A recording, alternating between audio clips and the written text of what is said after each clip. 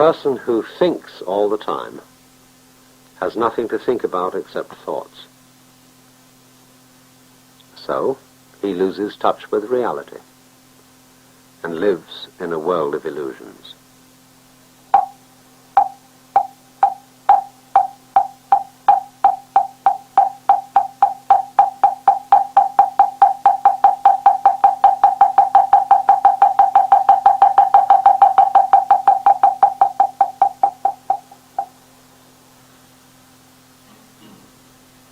Usually, when Western people hear that an Oriental practices meditation, he asks, "What do you meditate on?"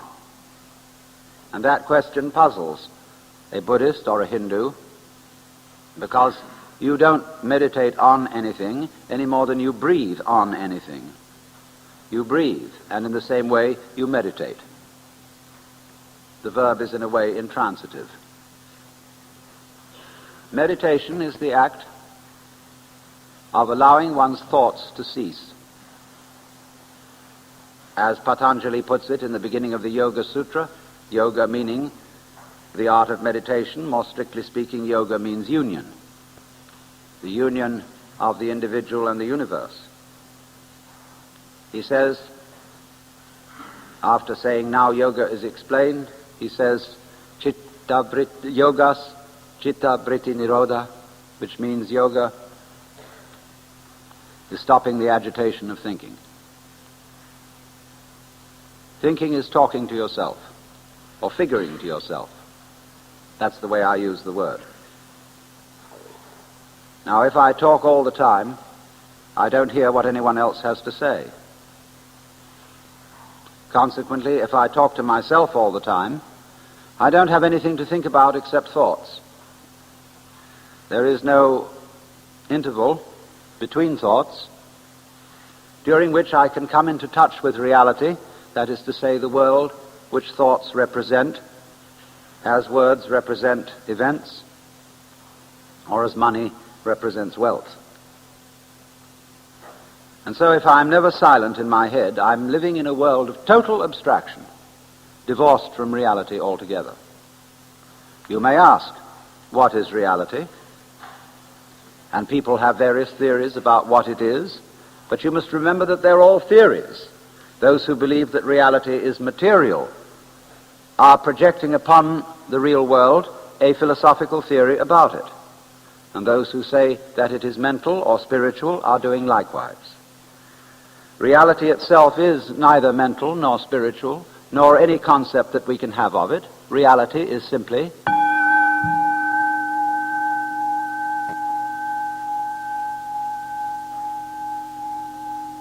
or anything else, non-verbal, and words are reality insofar as they are noises.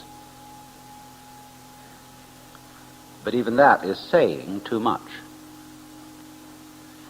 Now, therefore, to meditate, you might think that we attempt to suppress thought. We do not do that. Because you cannot meditate, let me put that in a more emphatic way. You cannot meditate. You, your ego image, can only chatter. Because when it stops, it isn't there. When you are not thinking, you have no ego, because your ego is a concept. The thinker behind the thoughts, the feeler behind the feelings, and the thinker behind the thoughts is only a thought, an idea of some reference point to which all our experiences happen.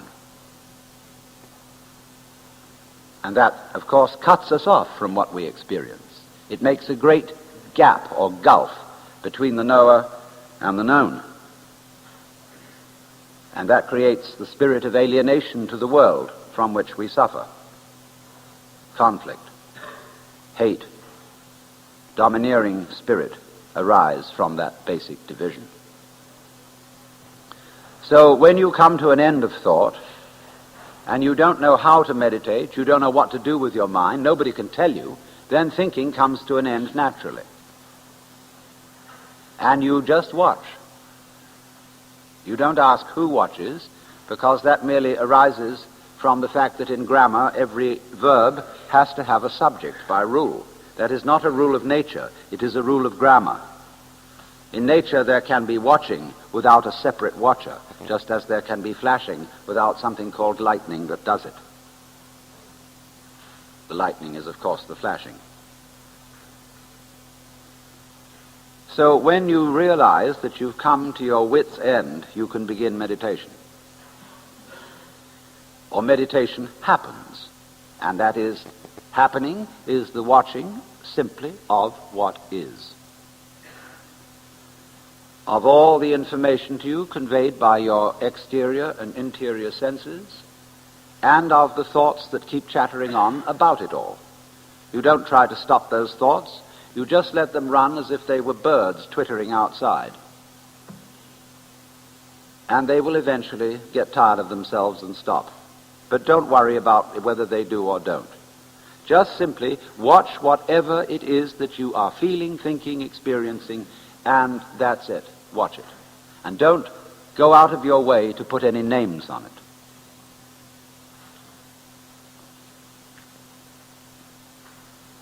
That's really what meditation is. And you see, you're not expecting any result. You are in meditation in an eternal present. You're not doing it to improve yourself. You found you can't do that.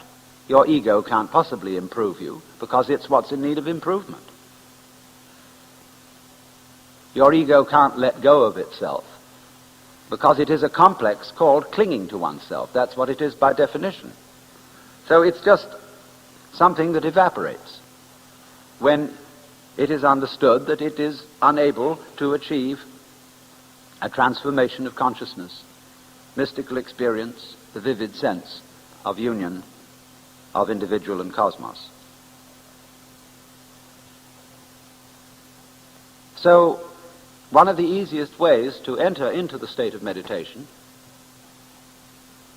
is therefore listening to what is, using the sense of sound. Sound is, curiously enough, a sense that bores us less easily than sight. And when you listen to sound, you listen to it, just the random sounds, that are going on in the room, in the street, as if you were listening to music,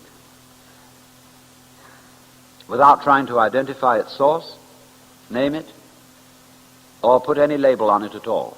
Just enjoy whatever sound may be going on, whether it's in this hall or whether it's in the area where you're listening to the radio.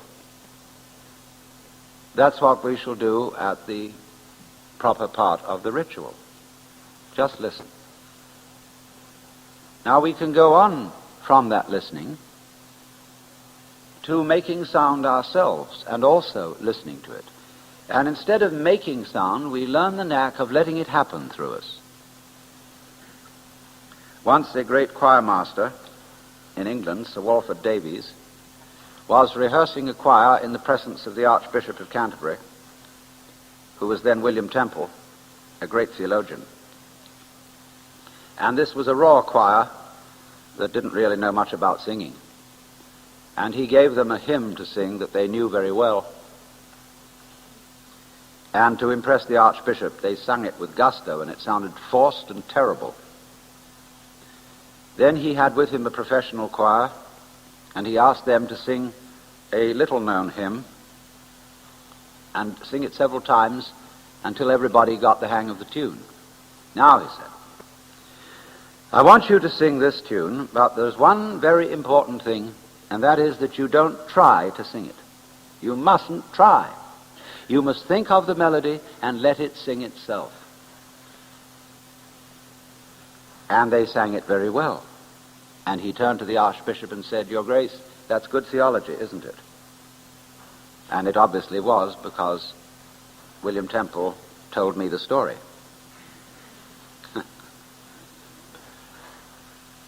So then, we get to what is in India called the use of mantra. And that is the chant, words, sounds chanted, not for their meaning, but for their sound. And thus everything that will occur in the following celebration will not be in the English language. It's a pity, you see, that the Roman Catholic Church, which used to have a mantric service, the Mass, is dropping it and putting the Mass into the vernacular.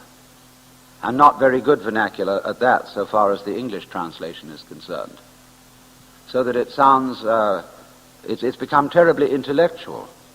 And often there's somebody standing by the altar at a microphone to explain what's going on. Religion is not supposed to be understood.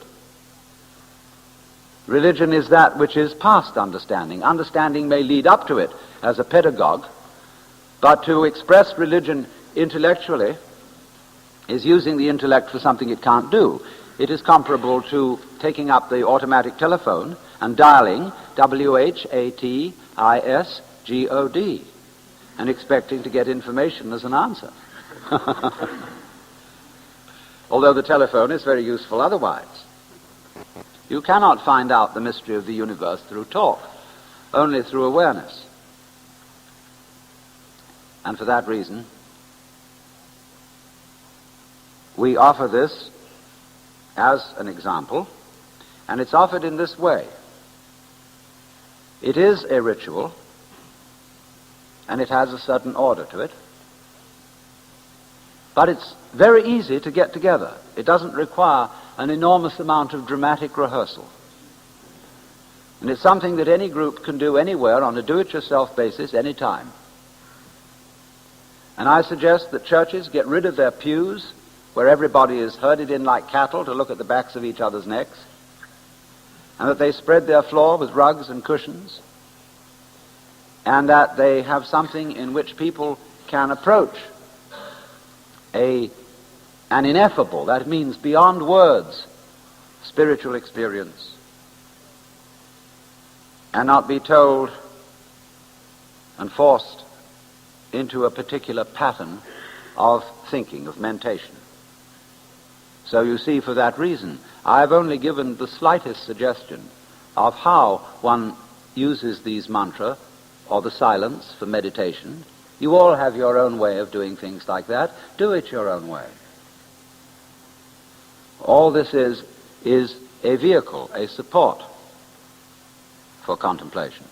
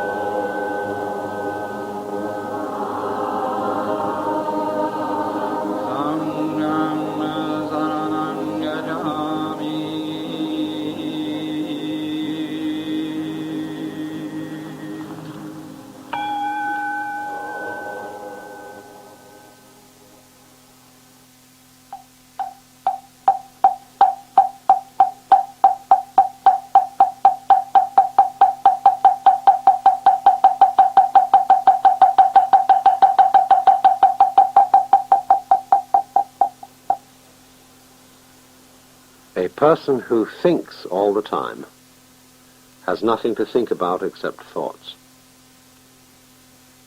So he loses touch with reality and lives in a world of illusions. By thoughts I mean specifically chatter in the skull, perpetual and compulsive repetition of words, of reckoning and calculating. I'm not saying that thinking is bad. Like everything else, it's useful in moderation. A good servant, but a bad master. And all so-called civilized peoples have increasingly become crazy and self-destructive because through excessive thinking they have lost touch with reality. That's to say, we confuse signs, words, numbers, symbols, and ideas with the real world. Most of us would have rather money than tangible wealth, and a great occasion is somehow spoiled for us unless photographed. And to read about it the next day in the newspaper is oddly more fun for us than the original event. This is a disaster. For as a result of confusing the real world of nature with mere signs, such as bank balances and contracts, we are destroying nature. We are so tied up in our minds that we've lost our senses and don't realize that the air stinks, water tastes of chlorine, the human landscape looks like a trash heap, and much of our food tastes like plastic. Time to wake up. What is reality? Obviously, no one can say because it isn't words. It isn't material, that's just an idea. It isn't spiritual. That's also an idea, a symbol. Reality is this.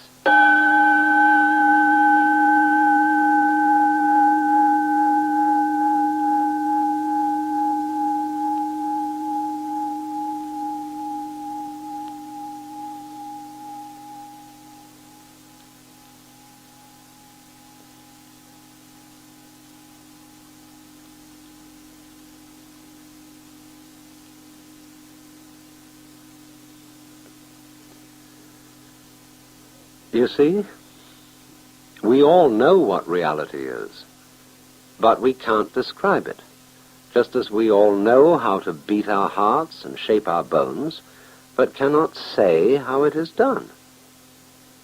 Of course, you can't force your mind to be silent. That would be like trying to smooth ripples in water with a flat iron. Water becomes clear and calm only when left alone. So, will you try an experiment with me? Simply close your eyes and allow your ears to hear all sounds around you. Don't try to name or identify these sounds. Just hear them as you would listen to music, as when you hear a flute or a guitar, without asking what it means.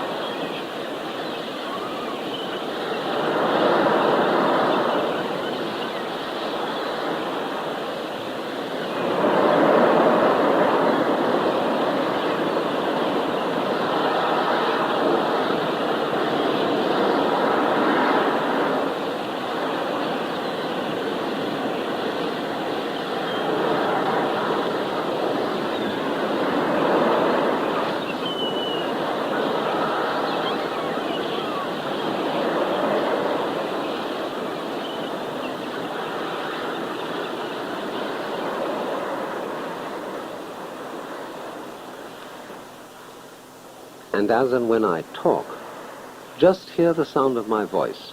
Don't bother about what it means. Your brain will take care of that by itself. Just let your eardrums respond as they will to all vibrations now in the air. Don't let yourself, or your ears, be offended by improper or unscheduled sounds. If, for example, the record is scratchy, okay. You wouldn't object if you were listening to it sitting by a fire of crackling logs.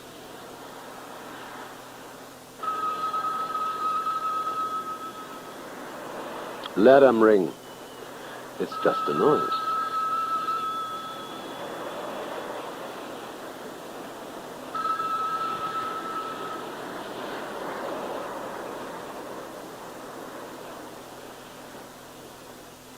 And keep your tongue relaxed, floating easily in the lower jaw. Also stop frowning. Allow the space between your eyes to feel easy and open. And just let the vibrations in the air play with your ears.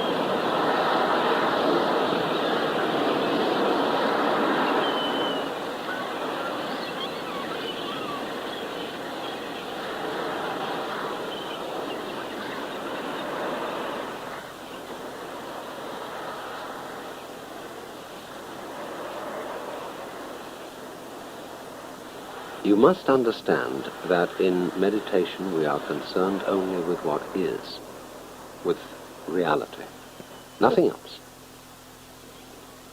The past is a memory, the future an expectation. Neither past nor future actually exist. There is simply eternal now. So don't seek or expect a result from what you're doing. That wouldn't be true meditation. There's no hurry. Just now you're not going anywhere. Simply be here. Live in the world of sound. Let it play. That's all.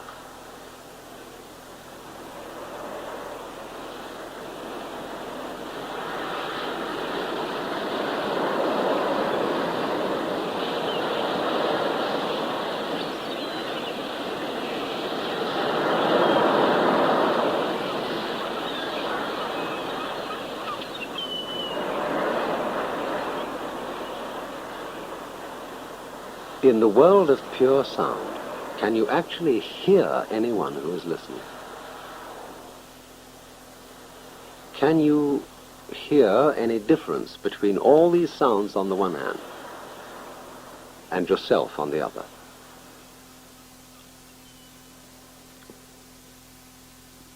Naturally, we use techniques and gimmicks to help the thinking mind to become silent, and one of them is the gong.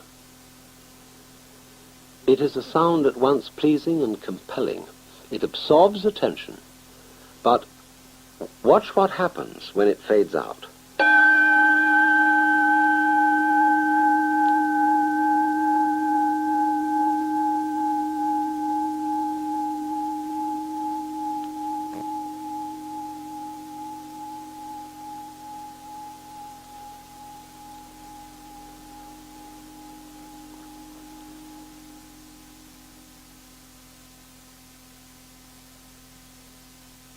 You've been listening to Alan Watts from a program on Zen and the Arts.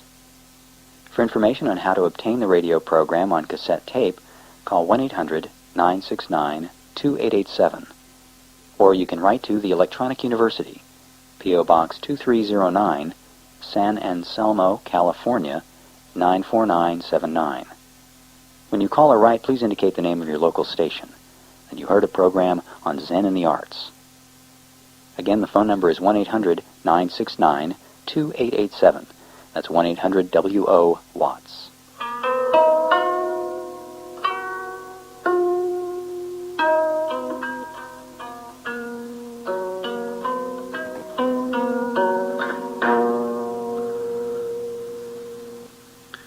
When waves reach the sky, those in the boat are unaware of the danger, but onlookers are trembling with fear. A drunken diner is swearing and cursing at the others, but they are quite unalarmed, whereas those outside are biting their tongues in apprehension of a quarrel.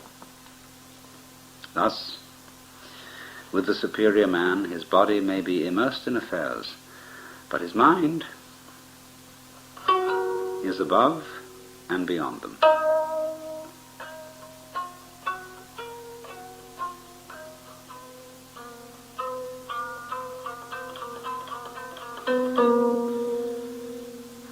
Though my tea is not the very best, the pot is never dry.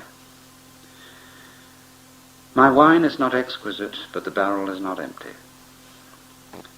My plain lute, though stringless, is always in tune. My short flute, though a formless one, suits me well.